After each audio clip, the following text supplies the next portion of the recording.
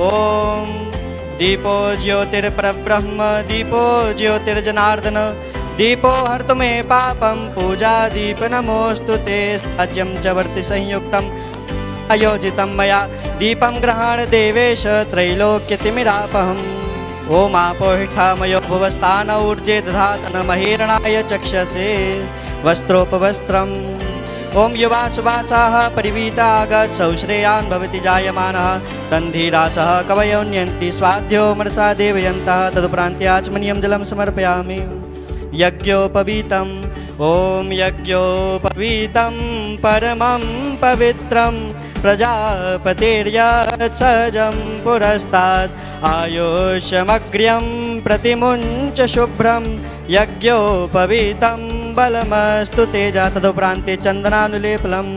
रेणुका काशी के बाद Babita Kashi Chanaua Buzurg Bhakti Jain high school Mohali,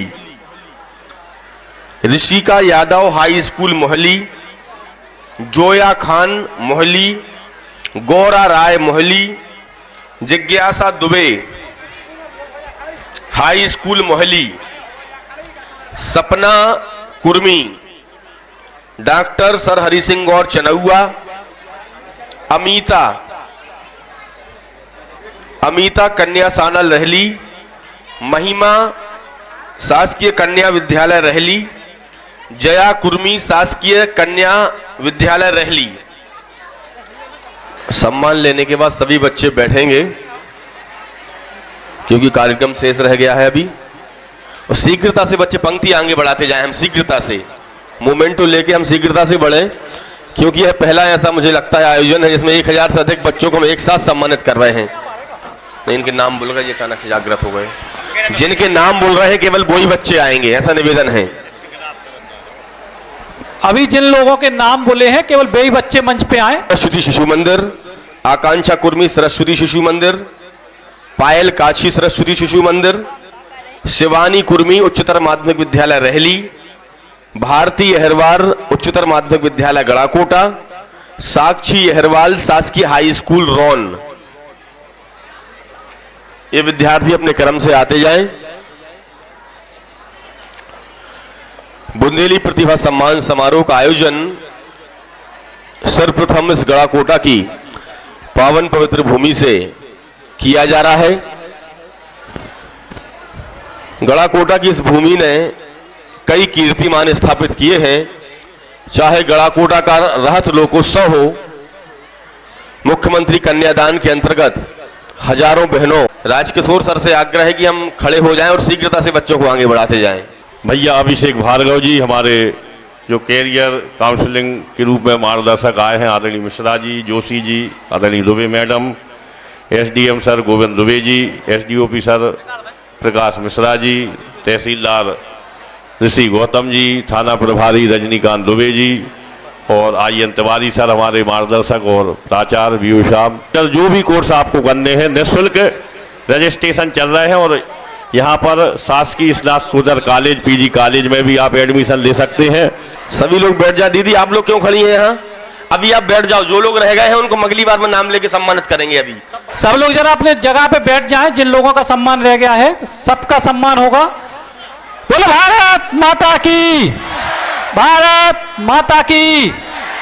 और जो लोग भी फोटो या बाकी जो भी मार्गदर्शन सर से चाहें, सबका मार्गदर्शन अब वहां कार्यक्रम के बाद सर उपस्थित रहेंगे तो सबका मार्गदर्शन, सबसे बातचीत होगी। कन्याशाला अजय कुर्मी छुल्ला, गिरधारी विश्वकर्मा छुल्ला, अनामिका कुर्मी रोन, Gayatri Kurmi Ron.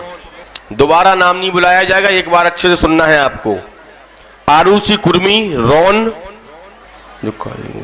Sushmita Jain Swami Vivekananda school, Priyanshi Lodhi high school Madiya, Sangeeta Lodhi Saraswati Shishu Mandir Garhakota, Sanya Jain SBN English medium school, Nikita Kachhi कन्याशाला रहली, रेणुका काछी कन्याशाला रहली। अलग अलग बोर्ड परीक्षाएं हर साल होती हैं, उनके सम्मान समारोह आयोजित हो, बहुत सारे बच्चों को सम्मान हो, जो आयोजन नव नहीं है। लेकिन सबसे बड़ी बात जो हमारे मन में आई कि हमारे बुंदेलखंड के बच्चा, हमारे ग्रामीण क्षेत्रों के बच्चा खासतौर से, उनको 60%, 70%, 80% नंबर ले आवे के बाद जो ही नहीं पता कि उनको भविष्य में आगे क्या करने, उनके माता पिता, उनके अभिभावक को जो नहीं पता कि उनको हमें अपने बच्चों को क्या कराने, और ई के बाद वे का हो कि वे भोपाल में, इंदौर में, दिल्ली के तमाम सारे कोई कॉलेजों में पहुंच जात, कोचिंग में पहुंच जाते होते, कई बार धोखाधड़ी को भी शिकार हो जात। बच्चा को मन लग रहा गणित पढ़वे में, और चूंकि पिताजी के दोस्त के मोड़ा ने डॉक्टरी पढ़ी सो वे डॉक्टरी में एडमिशन लगा दे, तो इस चक्कर में बच्चों को कई बार यह समस्या को सामना करने पड़त कि उनकी रुचि के विषय उन तक नहीं पहुंचत। और यही वजह से हमने जो कोशिश करी कि इस साल पहला साल है, हम बुंदेलखंड में सागर जिला में 3 जगह जे आयोजन कर रहे हैं, जी में हम बच्चों को विशेषज्ञों के द्वारा उनके भविष्य को मार्गदर्शन दुआ पाएँ। जिन लोगन को हमने आप लोगन के बीच में बुलाओ है, अगर आप अकेले में जाओ तो एक बच्चा की फीस लगे 10-10 हज़ार रुपया उनकी सलाह लेवे की, और आपके लाने फ्री में मिल रही है आपके घरे, तो घर की मुर्गी दाल बराबर ना समझियो। आपके घर में बड़े लोग आए हैं, उनको प्यार से और सम्मान से सुनियो।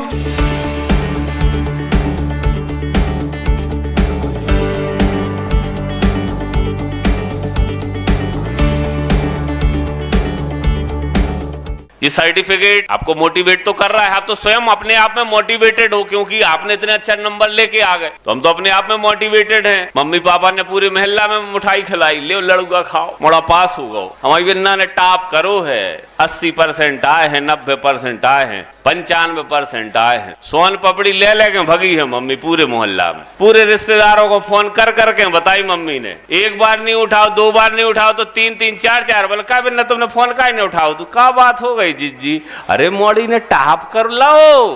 तो मुझे ऐसा लग रहा है कि जब हमने 12th पास की थी, तब हमें ऐसा कोई टीचर, ऐसा कोई गाइडेंस वाला, ऐसा कोई मार्गदर्शन देने वाला क्यों नहीं मिला? क्यों उस समय ऐसी परंपराएं नहीं थी? नॉन प्रोफेशनल लोगों के साथ रहोगे, जिनका पढ़ने लिखने में कोई मन ही नहीं है, जिन्हें जिंदगी भर अत्तई करना है, ऐसे लोगों के साथ रहोगे तो जीवन बर्बाद होना ही है, इसमें कोई संशय नहीं, कोई शक नहीं। तो जिन लोगों ने हाथ खड़े किए हैं, अगर आपको ऐसा लगता है कि पैसों की कमी के कारण आप मनचाही पढ़ाई नहीं कर पाओगे, तो आप मुझसे आकर मिलना, आपके पैसों की कमी को मैं दूर कर दूंगा। परेशान होने की जरूरत नहीं है, मन बनाओ, लेकिन गधों को मैं प्रमोट नहीं करता।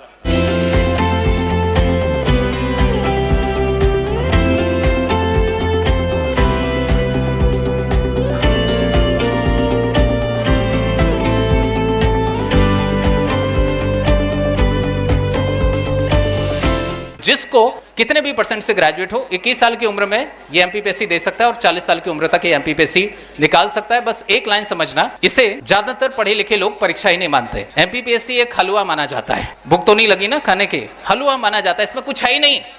एमपीपीएससी कोई भी इंसान निकाल सकता है जो 10th या 12th का टॉपर है। जिसने 10th या 12th में टॉप किया है, बिल्कुल उसी तरीके से 1 साल पढ़ ले, एमपीपीएससी टॉप कर जाएगा।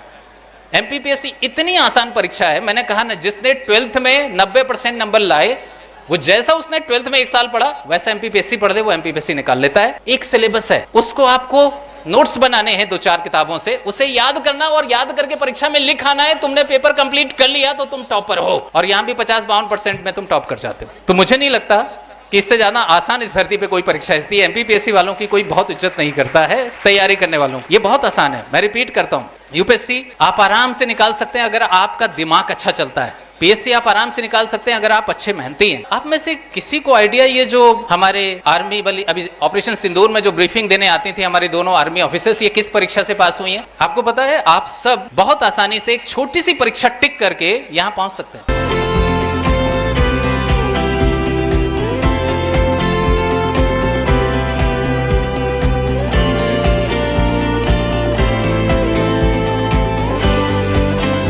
सर ने तो आप लोग को बता दिया कि इंजीनियर और डॉक्टर कैसे बनते हैं। अब बेचारे वो क्या करें जिनसे इतनी पढ़ाई होती ही नहीं है ना?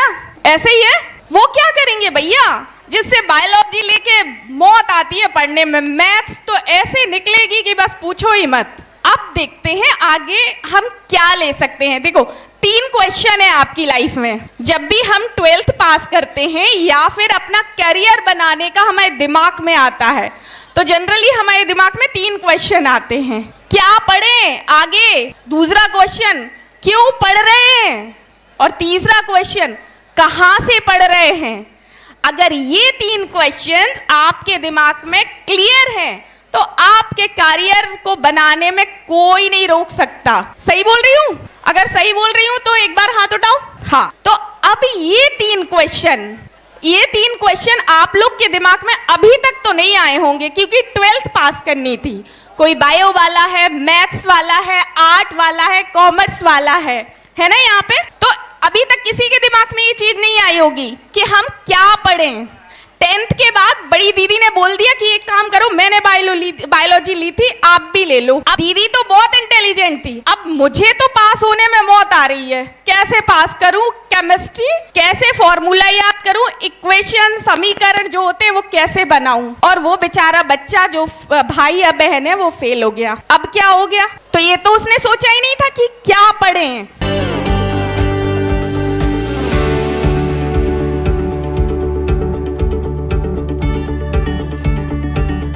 मेडिकल में प्रवेश परीक्षा नीट, आपको पता चला नीट एग्जाम क्वालिफाई करने के बाद बहुत से कोर्सेस होते हैं बेटा। एक आपने सभी सुना होगा एमबीबीएस के साथ साथ बीडीएस करके भी एक प्रोग्राम है जिसमें डेंटिस्ट बनते हैं। एक बीएएमएस होता है, एक बीएचएमएस होता है और आगे चल के नए नए और मेडिकल कोर्सेस ऐड हुए हैं जैसे पैरामेडिकल्स। बेटा आगे चल के एक और चीज इंजीनियरिंग में भी है। इंजीनियरिंग में आज के डेट में software engineers, electrical engineers, mechanical engineers, इन सब की डिमांड्स बढ़ते जा रहे हैं। जेईई में भी बेटा 2 टाइप के एग्जाम्स होते हैं, एक जेईई मेंस और दूसरा जेईई एडवांस। बहुत अच्छे।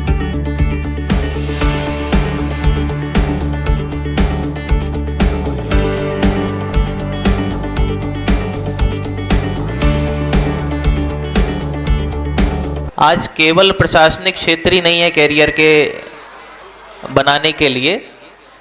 हमारे देश में बहुत सारी स्ट्रीम अब ऐसी हो गई हैं जो प्रशासन के बियॉन्ड भी कैरियर का मौका देती हैं। तो जो बच्चे 60, 70, 80% है, इवन 90% भी हैं, वो ये ना सोचें कि हमसे कहीं कुछ कमी हो गई पढ़ने में और हम प्रशासन में IAS, IPS, MPPSC इसके लिए फिजिबल नहीं है। आप सभी फिजिबल हो, इसलिए ये विशेष रूप से 60% प्लस के सभी बच्चों को यहाँ पर इन्होंने इनवाइट किया है और ये माना है कि आप सभी में वो पोटेंशियल है, वो क्षमता है कि आप अपने अनुकूल क्षेत्र में अपना कैरियर बना सकते हैं। आज से 10-15 साल पूर्व की ये बात होती थी कि जब 12th के परसेंटेज के हिसाब से भी बच्चों को नौकरी मिल जाया करती थी। हम सबको अपने कार्य के प्रति डिसिप्लिन होने की आवश्यकता है।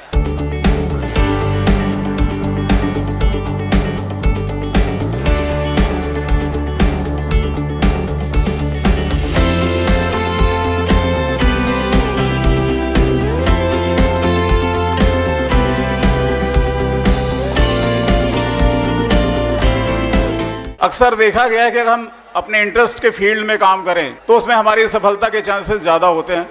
बहुत से बच्चे डॉक्टर्स बनना चाहते होंगे, इंजीनियर्स बनना चाहते होंगे, प्रशासनिक अधिकारी बनना चाहते होंगे। तो सबसे पहला आपको ये देखना चाहिए कि आपका इंटरेस्ट किस दिशा में है। दूसरा आपको देखना चाहिए कि आपकी क्षमता, हर व्यक्ति की अलग अलग क्षमता होती है। हर व्यक्ति अपने आप में यूनिक होता है, हर बच्चा यूनिक होता है, हर बच्चे में अलग क्वालिटी होती है। आप फर्ज करिए एक मछली को किसी पेड़ के नीचे खड़ा कर दिया जाए और बोला जाए पेड़ पे चढ़ जाओ, तो मछली चढ़ जाएगी क्या? नहीं चढ़ेगी। उसमें पानी की तैरने की क्वालिटी है। अगर वही एक बंदर को खड़ा किया जाए तो बंदर सर पर चढ़ जाएगा। तो ऐसे ही हर बच्चे में एक यूनिक क्वालिटी होती है, आपको उसे पहचानना होगा। कई बच्चों में पेंटिंग की बहुत अच्छी प्रतिभा होगी। अगर आपको लगता है कि आप अपनी पेंटिंग से अपना नाम कमा सकते हैं, दिशा में आगे बढ़ सकते हैं, पूरे देश में अपना नाम कर सकते हैं, तो आप उसको भी अपना एक कैरियर बना सकते हैं। तो पहला आपका इंटरेस्ट, दूसरा आपकी क्षमता क्या है। हर व्यक्ति की अपनी मजबूती होती है, अपनी कमजोरी होती है, वो आपको पहचानना होगा। इसके बाद तीसरा आपका लक्ष्य। इसके आधार पे आप अपना एक लक्ष्य तय करें कि मुझे आगे अपने कैरियर में इस दिशा में आगे जाना है।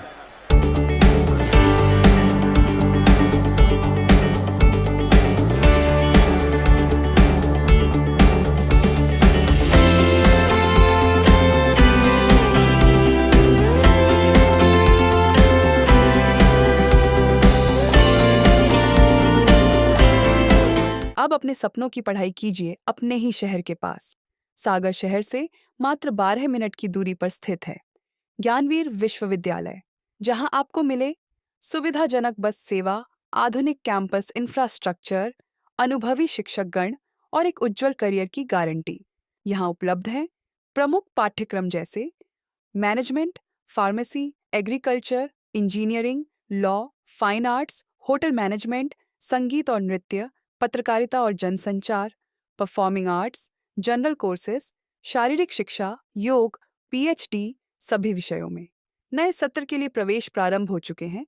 अधिक जानकारी के लिए संपर्क करें 977 0 522 117 या 977 0 523 279।